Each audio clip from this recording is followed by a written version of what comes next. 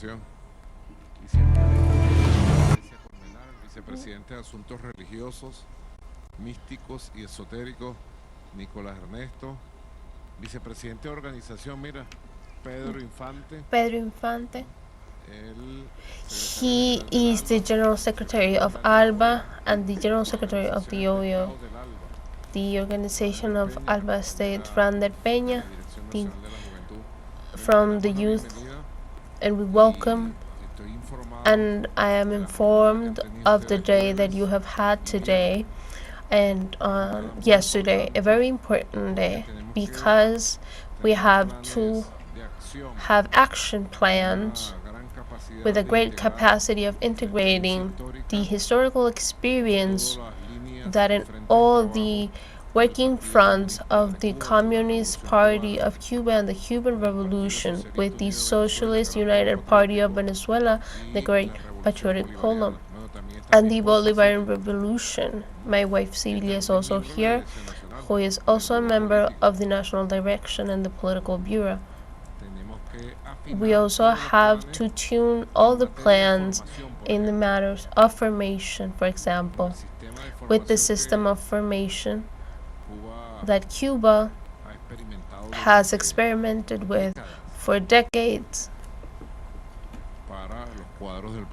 for those responsible for the party and the youth to make and educate their leadership and tune the experiences, the common experiences, also to join the youths, the UJC, with the socialist youth in all of the plans that we have for exchange from our youth leadership. We also have very beautiful experiences here today in the communities, the communes and the territory, the youth teams of the communes, looking for that youth that was born and grew up with social media, connected, and they also have good part of the lives being connected with social media and the capacity of influence, not just with information. It's a youth that has grown overstimulated with emotions and information, so there needs to be a very special work done in the community from the youth and to the youth. We have to exchange experiences there.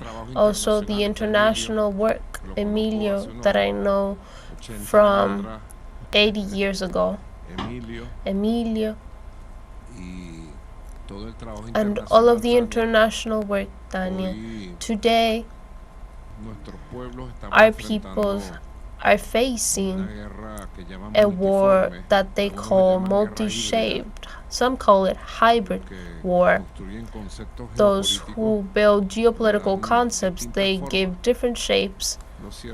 The truth is that it is an immoral war to try and destroy the most beautiful thing that the history of our people have had, that is a revolution inspired in Bolivar and in Martí,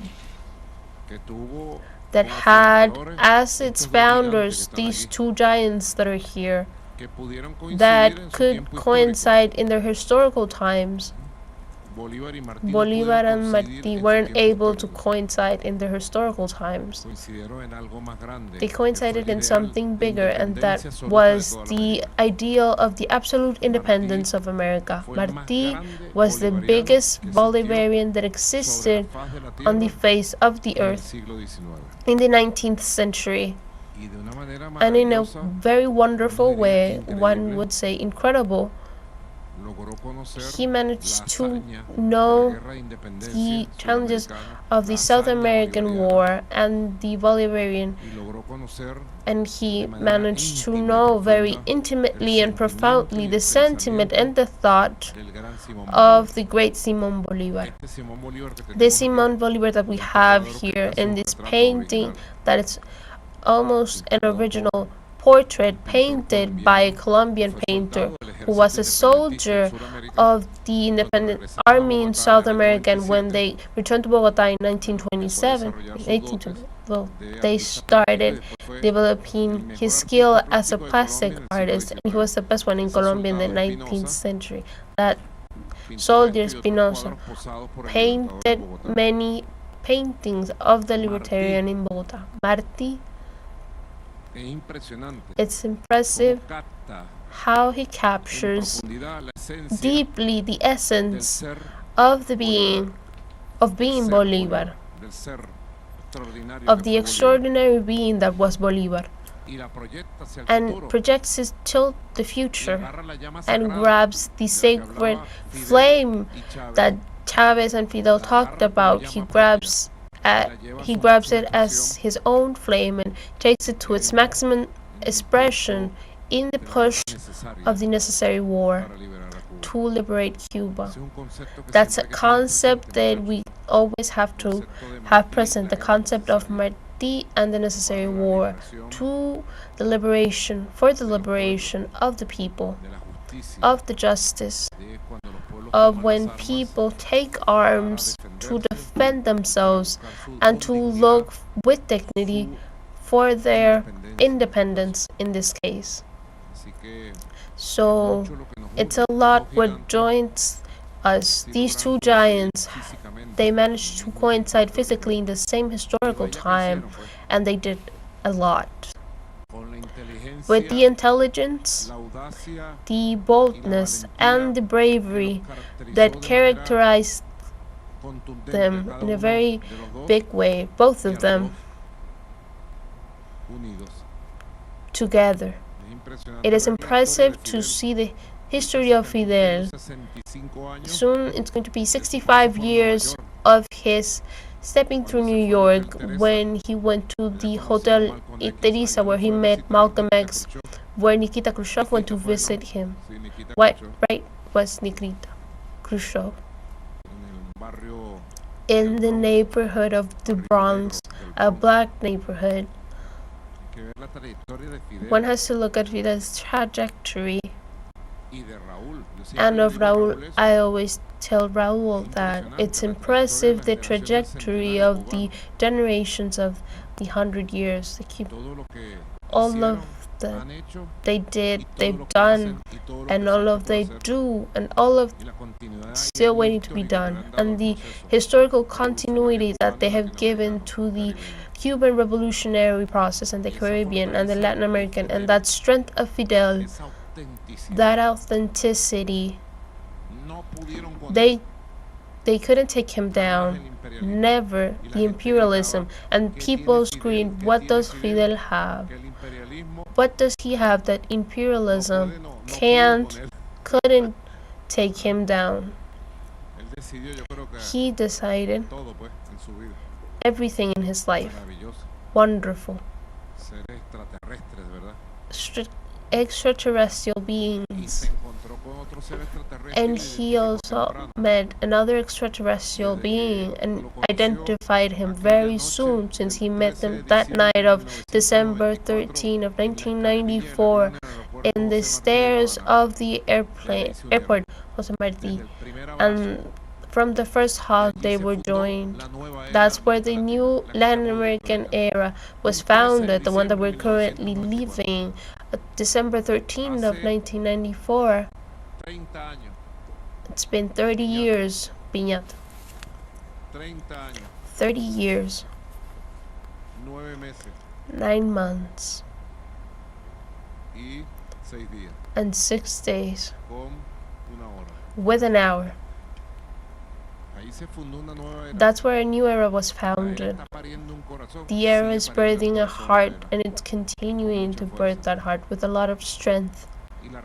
And the responsibility that we have is bigger than the one that they had.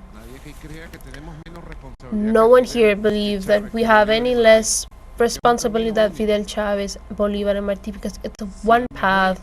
If the best writer in the history of humanity, let's say Cervantes and Garcia Marquez, to write a historical bestseller, I think they would not compare to the lives of our revolution and of our people and of our leaders. If you sum Bolívar and Martí in one bestseller of 200 chapters for Netflix, and then you add another 200 chapters of Fidel y Chávez, well, it would be a hit. The hit of the century, but it's not the invention of a writer, it's an invention of history. So the history that we have is very big, and it's what supremacists haven't been able to understand, and I tell them, let them not understand. It's better if they don't understand. It's better if they keep underestimating us. While they keep underestimating us, we will continue moving forward, resisting, fighting, helping each other, getting together as brothers, because if there's been in any moment in the revolutionary policies of Latin America, you can say that there's brother people is the people of Cuba and of Venezuela, the countries of Cuba and Venezuela, and the parties of Cuba and Venezuela completely. So the responsibility of us today is to it's bigger than those of the founders. So we have to get together, join our people, our working class, join our farmers, join the experiences of the CDRs, of the communes, of the communities, join the formational experiences of the party, of the youth, and beyond. I know it very well. I know it. And this one who's here also knows it, Eduardo Piñate. We have to join the capacity of defending the truths of our country in the world in a joint way. We can do a lot more, Tania, Emilio, a lot more to denounce the great violations of international law, of humanitarian international law that are being committed against the people of Cuba, against the people of Venezuela, against the people of Nicaragua, against the people of the Alba. We can always do a lot more, and we're always obligated to do a lot more. What we have to turn on is our inventive, our collective intelligence, our initiative, permanent. We should never lose our initiative. And I'm certain, more than certain, that joining our experiences, our capacities, our efforts, we are going to go to a superior level and take the original project of the great Bolivar, of the apostle, and of the giants to a higher level, Fidel and Chávez. The project, the original project that we vindicated as a big flag, as an invincible one, of the people of Latin America and the Caribbean. We are facing mobsters that are very immoral. We know that they are trying to throw their mud and their dirt on our people, on our process, and on ourselves. That's their immorality, and we here have our moral strength with our truth, with our ethics, and with our love. We're not moved by hate. We are moved by love, but a love of warriors. We are warriors of love and warriors of the big homeland, fierce warriors of the homeland. Let them not be mistaken. The immoral mafias and very corrupt that are attacking us from the north. We are fierce warriors of love and of peace, because in the end we always say the peace is our triumph, as the libertarian said. The peace is always and has always been and will be ours, said, in his concept of the necessary war. We're accepting documents and books that you can send us, because Martí is very interesting. He was a very humane person, a poet. Picture a poet, a humane poet, that started discovering the monster from the insides and started seeing the dangers of us all ending being colonies of a new empire. As he saw, it was his last letter to his friend Manuel Mercado. He told him to stop with Cuba's freedom, of all of us falling in the hands of that of the north. And he was a poet, a literate. Language of the speeches and of his writings is something elevated. Who studies Martí, any of the writings of Martí on any subject, but especially on history, on the history of our Americas, is inspired by a great force and will start flying in the times. Try it yourselves and you'll see. What took Martí as a poet and a literate to take the arms, to being in the front in a horse and maybe going to the conscious death, just to lead with example of what he called the necessary war for the liberation of Cuba, and with the liberation of Cuba to be able to consolidate the Bolivar's project was the liberation of our whole continent. You have to see what moved that sacred flame that only us revolutionaries, men and women, have, that sacred flame that was taught to us by Chavez.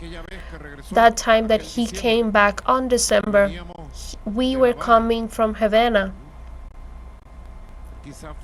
Maybe it was one of the last conversations between Fidel and Chavez. They talked about what the sacred flame is, and one holds it in his chest and it's able of doing everything. And Bolivar later, like Martí and Fidel and Chavez, who fought for the peace, but the peace with justice, the peace with independence, the peace with dignity, the peace of those who are free, not the peace of those who are slaves or the colonies, not the Roman peace, as those who know about the subject talk about it, the peace of the empires of the cemeteries. They always fought for the peace, and when they took the arms, it was to fight for the peace, but the peace with independence, with republic, with equality, with freedom, and with dignity. And Bolivar, writing on June 23rd of the year 20, after the victory of Boyacá, he wrote to Santander and told him, "The peace will be my port, my glory, my reward, my hope, my happiness, and all that will be precious to me in this world." And with Bolivar and Martí said, and we say, the peace will always be our win of Cuba, Venezuela, and America Latina, and the Caribbean. Welcome. Roberto, you want say a greeting? Well, thank you very much, President, for this great opportunity to the delegation of the Communist Party of Cuba that is integrated by the President of the Organizational Commission of the 22nd Congress of the Center of Workers in Cuba, the first Secretary of the National Committee of the Communist Youth, and even if he's part of the party, the first Vice Dean of the University of the party that you know very well, the Nico Lopez. But we wanted to start giving you a very affectionate greeting to you, the rest of the comrades of the Socialist United Party of Venezuela, the PSUV, the rest of the government, and the rest of the Venezuelan people, in the name of the leader of the Cuban Revolution, the General Raúl Castro Ruz, and also from our dear First Secretary of the Central Committee of the Communist Party in Cuba and President of the Republic, the Comrade Miguel Díaz-Canel Bermúdez, that today during midday called us and was interested in our visit, and we were telling him all of the activities, and we were reiterating once again, and he reiterated once again, to express to you and the rest of the direction of the PSUV and the government, the National Assembly, and the institutions, the armed institutions of Venezuela, the unchangeable decision of the Cuban Revolution, the party, the Communist Party of Cuba, the government, the state, and of the Cuban people to accompany the people of Venezuela in its Bolivarian revolution, the government that you are the head of, and of course those who we have appreciated with a lot of admiration, which is the popular military and police fusion as a guarantee of the continuity of the legacy of the eternal President Hugo Rafael Chávez Fría. And all of this we have appreciated in the different meetings that we have had with the leaders of the party and of the National Assembly, with the mayor of Caracas. Today we had the chance of meeting her, and with the direction of the International University of the Communications. And I say this because in the middle of all of this very complex scenario, it is very admirable the way that you and the rest of the leaders, Venezuelan leaders, have faced each one of these aggressions, political, diplomatic, psychological, and military, and that speaks once again of how alive, as you have expressed, is the legacy of Bolívar, the legacy of the eternal commander Hugo Rafael Chávez Frías, but also to Cubans is very present. What Martí expressed in that historical trip here to Caracas, Venezuela, when he gave an homage to Simón Bolívar and expressed to him, "Tell me, Venezuelan, what I can serve you." And today we reiterate that Venezuela tell us how we can serve us, and we ratify what in the reflections of August the 5th of 2009 our chief commander Fidel Castro told us about the dangers of the military bases in Latin America, and titled it Seven Stabs in the Heart of America. You probably remember that, and in that reflection he convoked the people of Cuba that for Venezuela we should give everything. Have the confidence that the direction of our party, of our state, of our government, and very especially the people of Cuba,